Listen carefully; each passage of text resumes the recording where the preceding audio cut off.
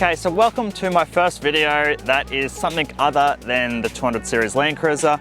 This is a video that I'm just going to quickly do on my recovery gear. So the reason for a custom recovery kit is pretty simple. We went to the Cape last year and I had an old recovery bag that I had bought maybe 3 or 4 years prior that we decided to take with us, and to be honest, it wasn't until we got up there and started doing the teletrack that I started thinking to myself, I wonder what's actually in that recovery bag and if it will actually get us out of any situations we get caught in. Now, lucky enough, the cruiser made it through the teletrack without any need for recovery, so we didn't have to use any part of the kit anyway. When I got home, I started thinking about it and decided, you know what, it's time I actually looked in the recovery bag and look at what I have and what I need moving forward. And I quickly realized that what I had was very old and, to be honest, pretty useless. So I set about putting together this custom recovery kit. Now, when I say custom, I mean that I've customized it to suit how we drive and the things that we do in the cruiser. So everything in here has a purpose. I don't have more than I need and I don't have less than I need. It's kind of exactly what I need, if that makes sense. First of all, I have a drifter bag that I've put this all in. Now, this is actually the drifter electric chainsaw bag. It is a perfect bit of kit, I think, for a recovery bag. Now, Drifter do make purpose-built recovery bags that are like a mesh, which I understand, you know, if you pack away recovery gear when it's wet, you don't want it sitting in a bag going moldy and gross. But really, if I pack anything in here that's wet, I just leave the zip part way undone so it can breathe. This always ends up on the back seat or on the back floor of the car. So if I had a recovery gear bag that had mesh on it and I put wet stuff in it, the wet stuff would just leak out onto the car anyway, so there's no real point. So the clear top of the chainsaw bag works really, really well because if I'm out with someone and I say, can you grab the recovery kit out of the car, they can quickly look and identify that this is the recovery kit. I also think the orange along the sides kind of indicates to me anyway that it's some kind of safety bag. There's safety stuff inside here, so it works really, really well. It's also a bit of a custom size bag, so I had them custom make it to the size that I wanted. I think overall it's about 50 millimeters higher, 50 millimeters wider, and 100 millimeters longer than the standard bag that they make. But it just fits everything in here perfectly for what I need. The chainsaw bag comes standard with this separate little bag that's actually designed to put like your electric chainsaw charger in it, but I've used it to put shackles in. So I have 3 shackles in here. I have one ridiculously large shackle, which is a 28-ton shackle. Then I have 2 Camp Boss 4x4 shackles, and these are 2 14-ton shackles. So the first thing that I have in here is a bridle. I have 2 soft shackles attached to this bridle. This is a 20-ton bridle from Drifter, and I have 2 14-ton soft shackles from Drifter attached to the end of it. I then have a bubba rope. This is a 9-meter snatch rope, that's 13 tons. Now, I also have a second snatch rope, and I'll explain to you in a second why I do have a second snatch rope. This is a Camp Boss 4x4 snatch rope, and it's a 15.4 ton. I have a 10-meter winch extension rope from Camp Boss 4x4. I also have a Camp Boss 4x4 tree trunk protector. I have a winch dampener, that's one from my winch, a carbon winch one. This is from Camp Boss 4x4. It is a, I don't know what you call this, a hitch or a tow hitch, a safety recovery hitch. I'm not sure what this is called, but it goes into your tow ball hitch and allows you to put a shackle in there. Now, this is specifically designed for soft shackles. So you'll notice that it has curved edges on the inside here, which means that your soft shackle won't get caught.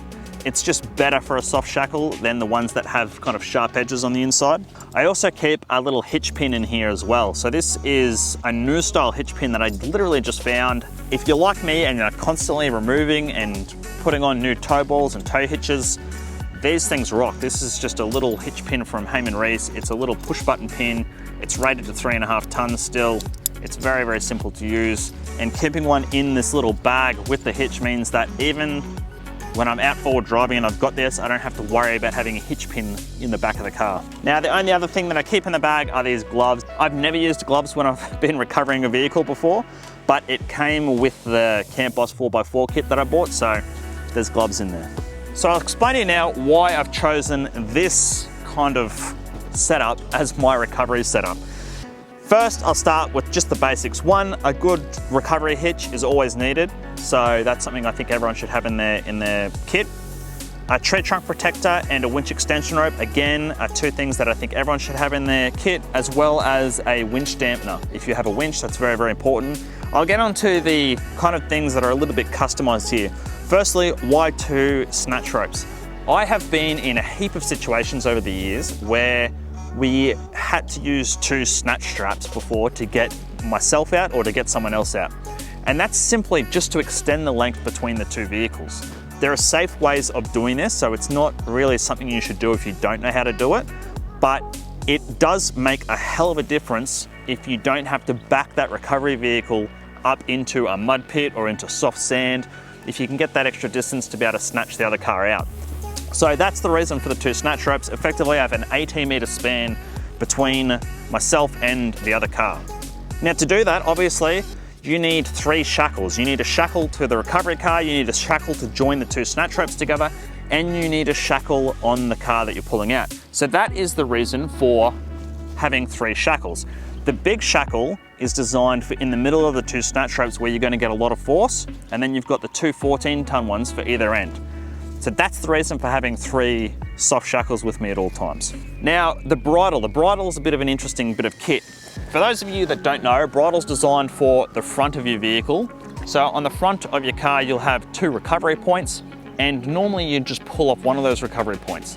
Now the problem with that is that you're putting all of the stress of the recovery on one recovery point on one side of your car. And if you're towing like we often do, that's a lot of pressure to be putting on one point. So a bridle allows you to spread that load quite easily. It also means that you can pre-fit your bridle prior to going forward driving. So if you know you're going into an area where there's a heap of mud and you're going to get stuck, the last thing you want to have to do is be stuck in the mud, climbing underneath your car, trying to get to your points underneath the car, getting all muddy and dirty. So the idea behind this is that the 2 endpoints attached to your car, in the center you'll feel it's a little bit thicker. Drifter had this great boot liner protective sleeve. You simply put 1 shackle there in the middle of that bridle, and that will go to a snatch rope or whatever, however you're doing your recovery. Most of the time for me, it's a snatch rope. So it will go to a snatch rope, and then I've got a soft shackle for the other end of the snatch rope to the recovery vehicle. It also is good if you're double line winching. So if you're doing a double line winch pull, it's good to winch back off your bridle the second time around. Now, talking about double line winching, at the moment, that's the only thing that I'm missing from my kit is some kind of snatch ring. I'm still kind of tossing up whether to go kind of the old school big heavy snatch rings or the newer style that you see, which are like an aluminium round, small lightweight ring. If anyone has any real life, real world use of either items, can you bang it down below and let me know what you guys think? Anyway, that's a quick review of my custom recovery gear kit. Hopefully I won't have to use this too often. The last thing I like doing is getting stuck like anyone else. I like to try and get through all the tracks. That's it. I hope everyone enjoys. If you haven't already, please hit the subscribe button below if you enjoyed this. I have a heap more content due to come out soon, and hopefully I'll see you guys in the next one.